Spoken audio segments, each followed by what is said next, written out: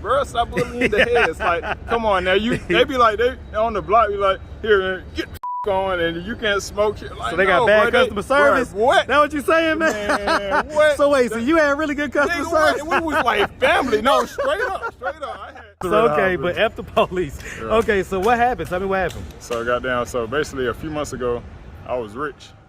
So what was it that made you get up to the 50 bands a month type deal? Because I know a lot of people that sell drugs that are broke or that are fairly poor. You know what I'm saying? Okay, so the thing about them, here's the difference between them and me. Is 50K a month though, man. That's a good amount, man. But so that's what I'm saying. What was you doing with that That's money? on some. So, you know, you do have this certain look, right? Yeah. And you got the face tats and everything like that. What is your plan moving forward? My plan is to... What's up, YouTube? Guys, it's my birthday week. I'm about to be the big 40. Yes, sir. Do me a favor. Share this video. We're almost at 100,000 subscribers. I couldn't be more grateful. Thank you to everyone. Now, back to the content. What's up, YouTube? Atlanta Street Interviews out here with another one. So we got my man out here today. How you doing today, man? What's happening? Hey, man, it's all good. So I love to smile, man. I love to smile. All right, so are you homeless? Hell yeah. Okay, so how old are you, man? I'm 29. 29. And so how long have you been homeless? I say 3 months now. About 3 months? Yeah. What was it that happened 3 months ago that caused you to become police? The cops. Okay. No, all right. Every F-bomb you drop, I gotta edit it out. So if you can, just don't do too many of them. Okay. All right. So okay, but F the police. Yeah. Okay. So what happened? Tell me what happened. So goddamn. So basically, a few months ago, I was rich. You know, I was slanging. I ain't ashamed to say, you know, I do illegal shit. We keep it a buck on this channel, so you were doing your thing in the streets. Yeah, I was slanging in the streets and got down. Yeah, I was clocking in like 50K a month easily. Ooh. You feel me? So shit, yeah, they got down. But this wasn't here. This was in a different state. I ain't gonna say the state though. Well, now hold on. Now, just told you. Is anything too embarrassed to talk about? All right, Denver, Colorado. So okay, so you was out there in Denver going crazy. I was out there in Denver, got down. You know, slanging blues, meth, all that shit, pushing weight and shit. But got down. I did that shit. Did that for a while, running it up. But the thing about me, I stand out. You can tell by my hair, you know, what kind of nigga I am. And got down, shit, police eventually caught on to that shit. I mean, if there was a such thing as, you know, like Street Dude 101, I guess it would be like, you know, face tats, like, you know what I'm saying, gold teeth, the dreads, you know what I'm saying? So, okay, I ain't mad at it. All right, so basically they bammed you up. And you was locked down for 3 months? Yeah. And was that in Colorado or was that here in Atlanta? No, that was in Colorado, but then they had transferred me over here because I wasn't finna stay over there. You feel me? They transferred you, why? Shit, because I told them to. I like, if I stayed in Denver, I would have kept doing the same shit. I was like, shit, I knew it was best for me to leave, you feel me? So that's what I did. Okay. All right, and so that happened 3 months ago. And so, you have any kids? Hell no. No? Okay. Thankfully. Okay, and so have you ever been married? Hell no. Okay. All right, so let's just start from the beginning, man. So, where you from? Shit, I'm from the ATL. Hey, man. Yes, sir, man. What part of Atlanta you from? This shit, Guyby Road. Hey, man, shout it out, man. That's Southside all day, man. That old Nat, that College Park. Yes, sir. All right, man. And so, growing up here in Atlanta, did you have both mom and dad in the household? Yeah, nah, shit, but that's probably most people. Yeah, I just had my mom and shit. Just Mom Dukes? Okay. Yeah. Do you have brothers and sisters growing up? I'm the only child. Only child? Yeah. And so, was it just you and mom in the house growing up? Yeah. Okay. And your dad, was he like active and present in your life or not at all? Oh, man, here, sir. I'm pro-black, but when I love him, but if I see him, I'm gonna beat his ass, you know. You gonna beat him, give him a quick little fade real quick? No, not no fade. I'm gonna beat him half to death. I ain't gonna say to death, but half to death. Okay, you know? so I mean, so safe to say, there's a lot of resentment towards your dad based on, I guess, his absence in your life? Yeah, because I mean, like, shit, if I was a father, I would always be in my child's life. So I'm like thinking of it from that perspective, like, nigga, why ain't you in my life? And then it wasn't like he couldn't be in my life. Like, nigga, come on, bro. You feel me? Well, so was he like in the street activity and stuff like that, or was he just kind of like a regular working dude? Pretty ass nigga, goddamn he was a singer and shit. So goddamn, you know. I mean, it is what it is. Okay. And so, all right. And so, growing up, would you say that you had like a fairly normal childhood? shit in the streets, I guess you could say, give or take. Okay. Did anything like ever happen to you when you was younger? Hell no. Okay. And so, you know, did you end up like going to high school and stuff like that? No, I got down, shit, I got kicked out that shit. I was fucking, I don't know, I was wild as shit when I was young and alternative school, all that shit. So what high school did you go to? Fuck, I went to two high schools. I went to Meadow Creek, that's over there in Gwinnett. Yeah, we know. Yeah, you know about that shit? Yeah, we know about that. And then I went to Lovejoy, that's in Griffin. Okay. Okay. All right. So, and I guess you didn't graduate? No, hell no. Okay. All right. And so, what was it that what do you think made you get into the street activity? Like, what age would you say you jumped off the porch? Probably like around 16, 17. What was it that made you do that? Made you decide to go that route? Shit, I always got down, I don't know, I was just a young nigga, you know? I was just got down wherever I felt most comfortable at. That's where I wanted to be. I want to be around hood niggas that were I felt most comfortable, you know? Got down around niggas getting money.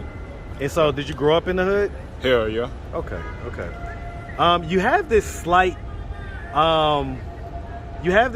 kind of feature in your voice that's very articulate.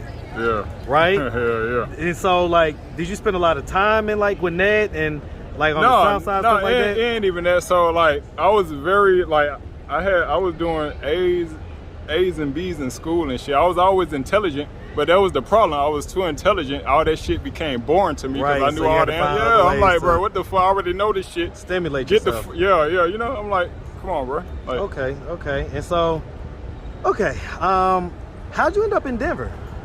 Traveling. So basically, so it's a long story. I do a lot of shit where I'm a real entrepreneur, real hustler.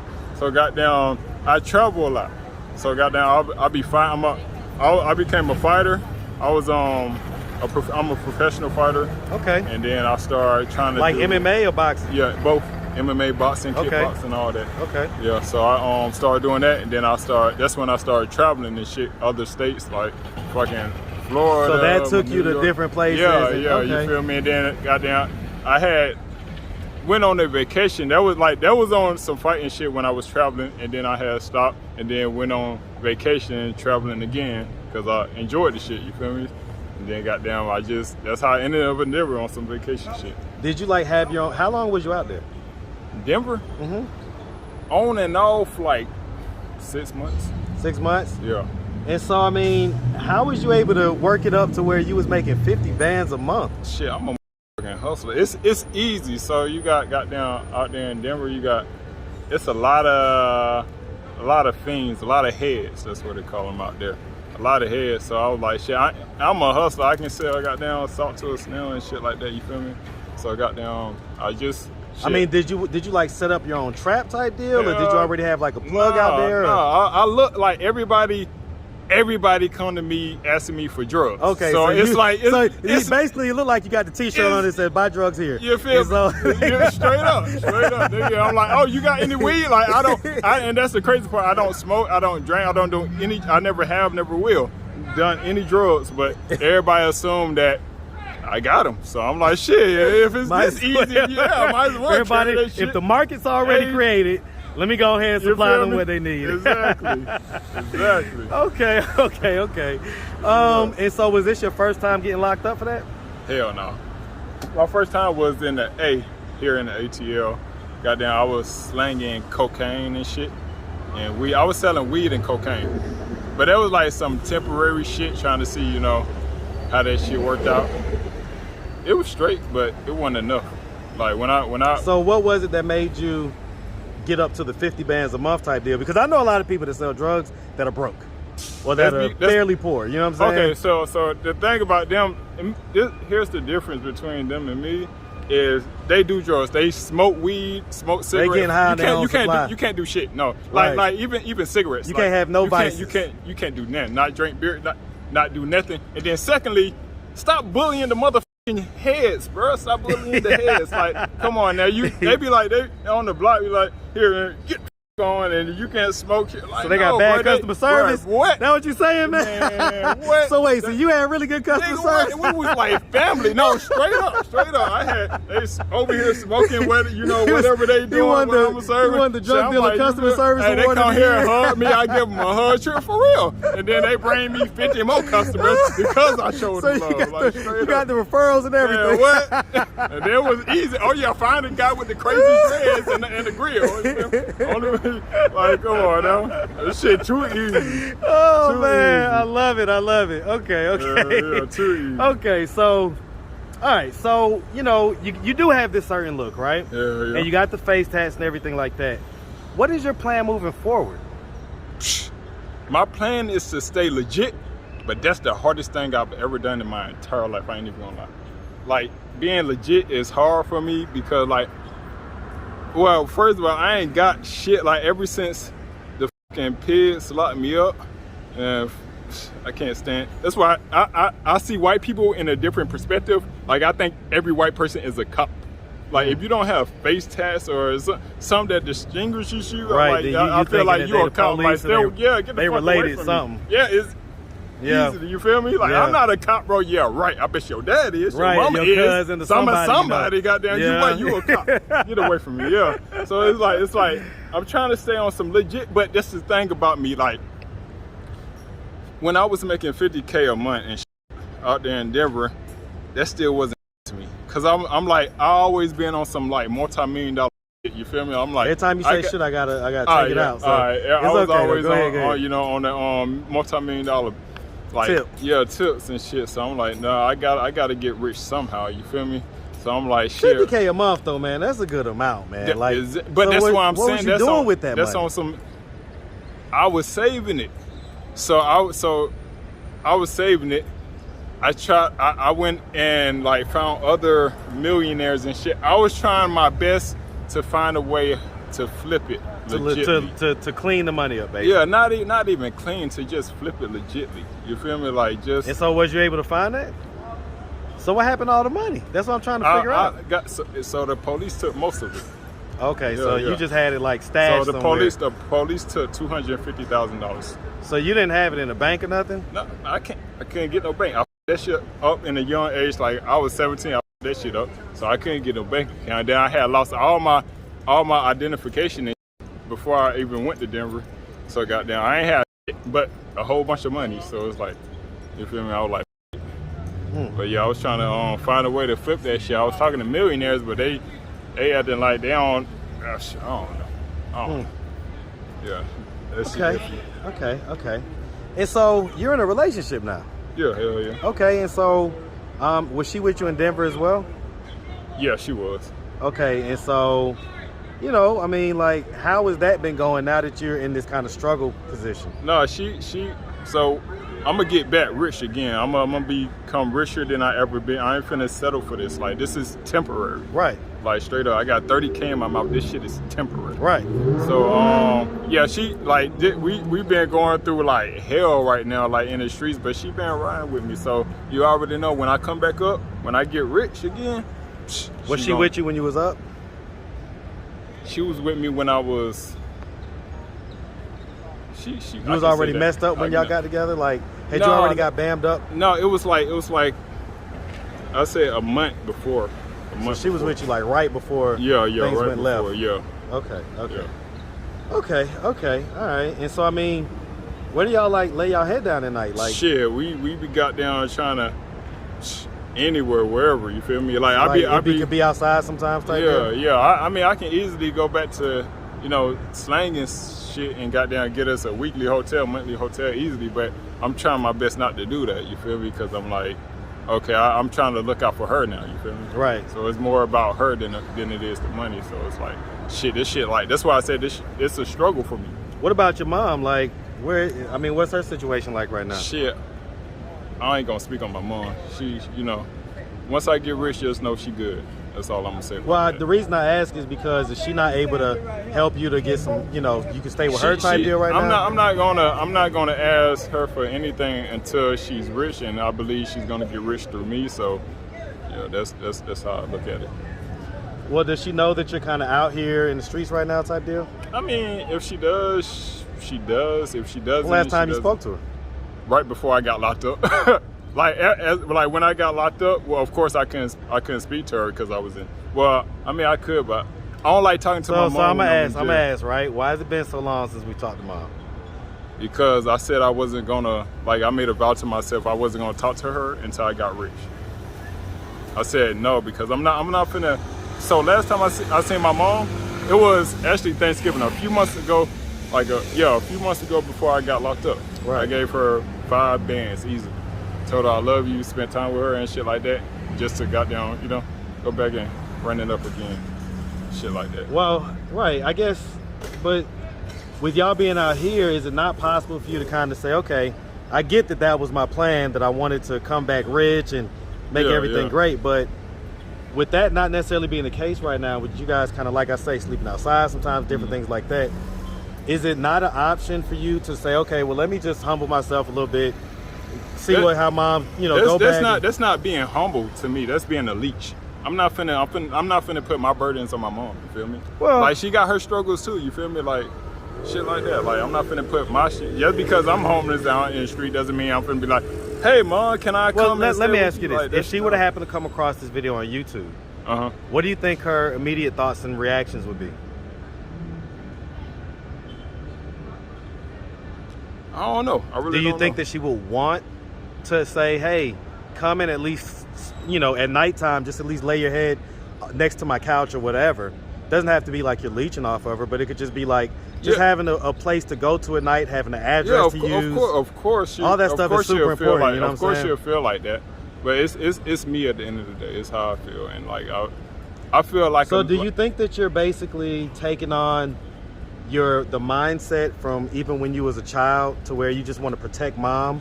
Yeah, and you're kind of bringing that into adulthood a little bit? Yeah, protect her and like provide for her financially. Well, right. And so here's the thing, right? And I guess that plays into the resentment towards dad because you feel like, he didn't do that. And so you feel like you had to be the man of the house and things like that.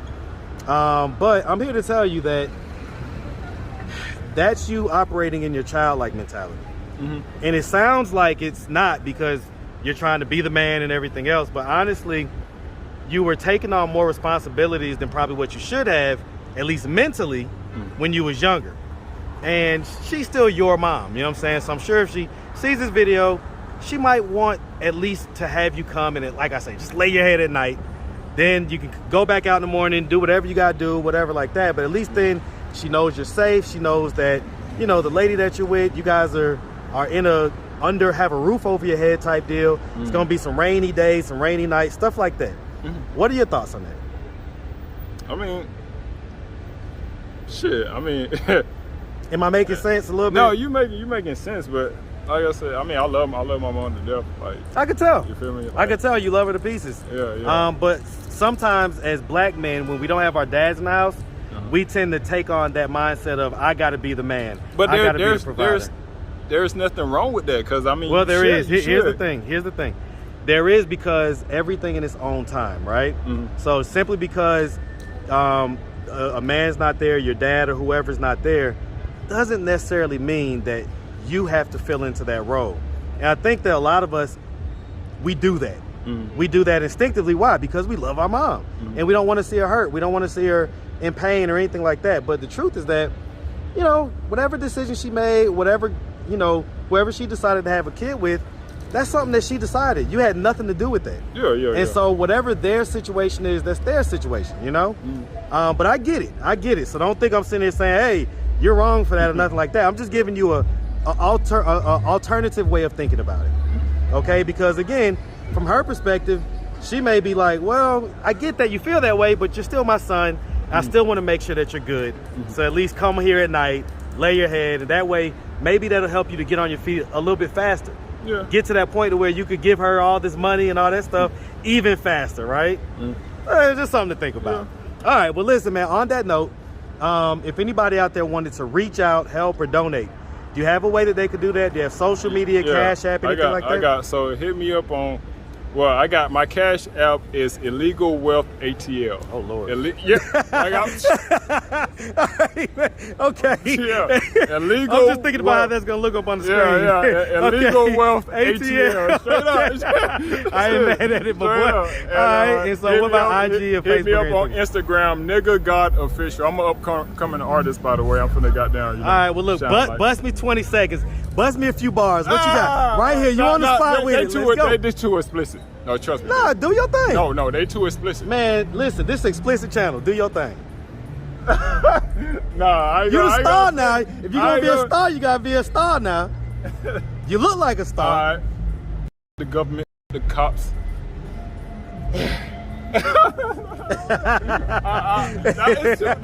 Like really, what I'm saying, like I'll let you listen to my song, but I'm saying that for a reason. Okay, well, I mean, no worries. Bottom line is they can find you on your IG. Yeah, nigga.god.official. Okay, all right, man. Well, listen, like I say, man, we really appreciate you taking the time, answering all of our questions. And we definitely wish you and your lady nothing but the best out here, all right? Appreciate My guy, man. Make sure you have a good one now. Yeah, you know Yes, sir.